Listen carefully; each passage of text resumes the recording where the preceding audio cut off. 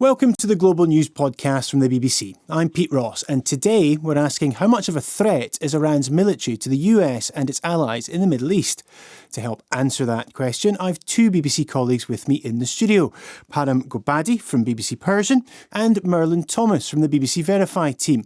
Merlyn, you've been looking into the damage Iran's military has done to US bases, and evidence suggests it's more extensive than previously thought. Exactly that. We've seen throughout this war lots and lots of images of US strikes around Iran targeting military sites, nuclear sites. But what we've seen less of, or less pictures and videos of, are really Iranian strikes on US bases and sites in the Gulf, in the Middle East.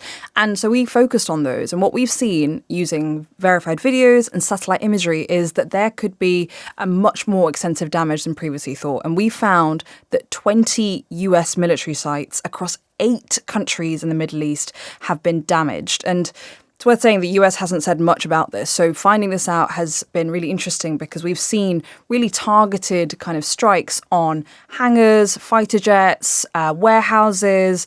We found things like THAAD systems that have been damaged. And those are basically just things that intercept missiles and drones.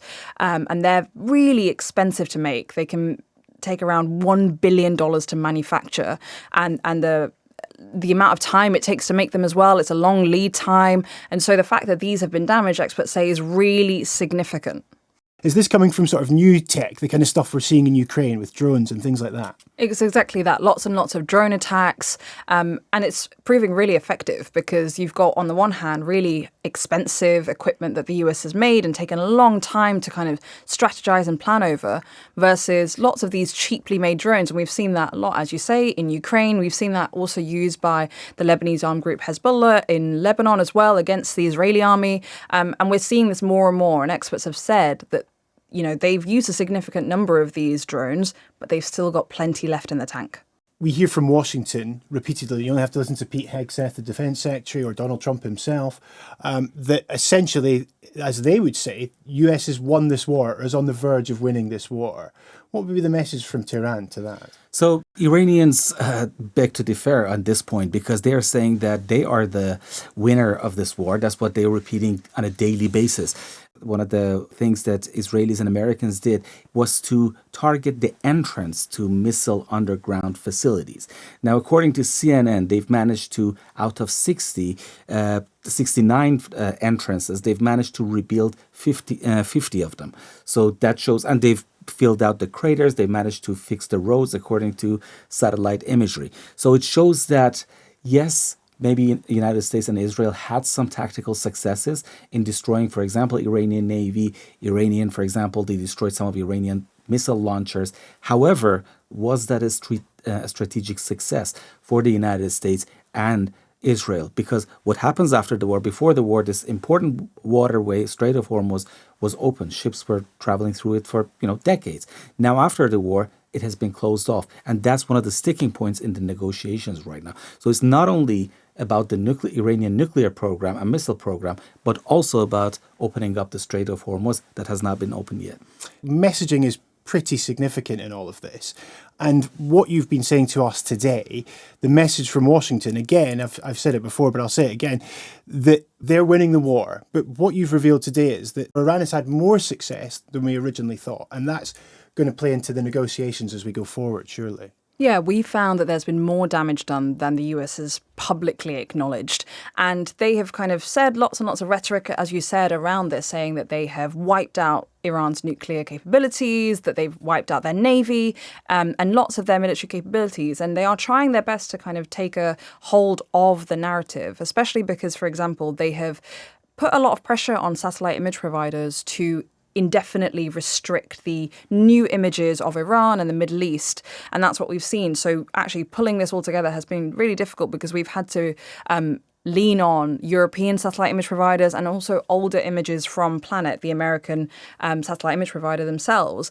Planet says that they have justified the move, saying that they don't want bad actors to use their images and help protect NATO-allied kind of personnel and civilians. But an analyst from the defense intelligence company Maya actually said to us that these kind of precise strikes that we've seen and that we've revealed using these satellite images expose a level of US vulnerability to Iranian drone and missile attacks that contradict the White House narrative. If Iran does have this capability, what does that do for the future of the talks? So it's really important to understand that the Western deterrence used to be this attacking Iran. So attacking Iran was this Damocles sword that was hanging over Iran's head. That's why in the previous rounds of fighting, their response to U.S. attacks or killing Qasem Soleimani, Iranian general, back in 2020, it was really restrained. They just attacked one air base. It was reported that they previously told the Americans through back channels.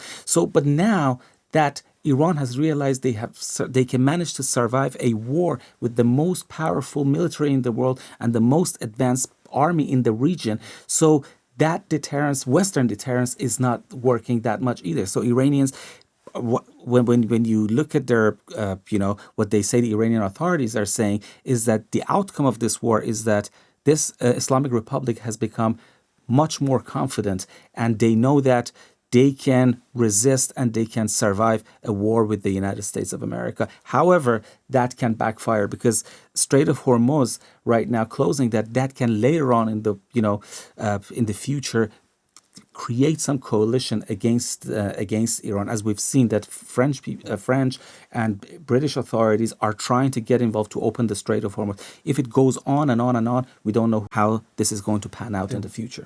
How do you think that would go down with people in Iran? If there's... I guess the messages that they're getting from the regime is that they're being successful and they can fight this war as long as it needs to go on. But now there's more evidence here that they're doing better than thought.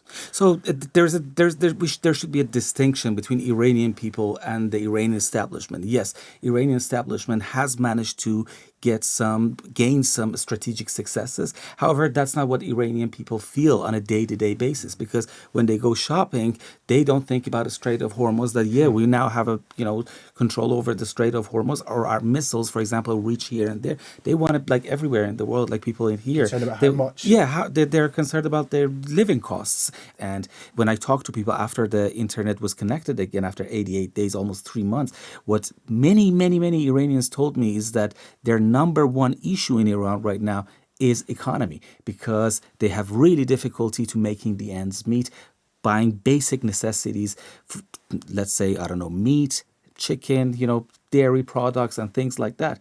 But if I may add one thing about the claims of success by the United States, we have to assess it in this way that like I said, the waterway was open before the war and now it's closed. The other thing is the stockpile of over 400 kilograms of enriched uranium, over 60% enriched.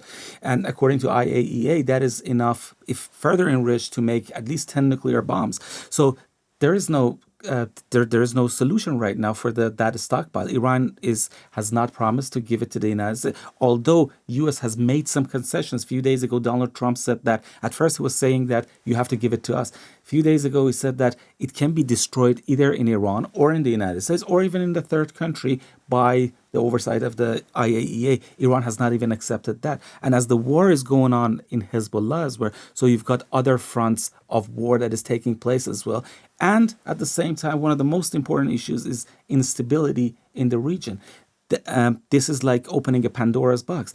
UAE, Kuwait, Bahrain, so many countries have been attacked and they've suffered tremendously economically.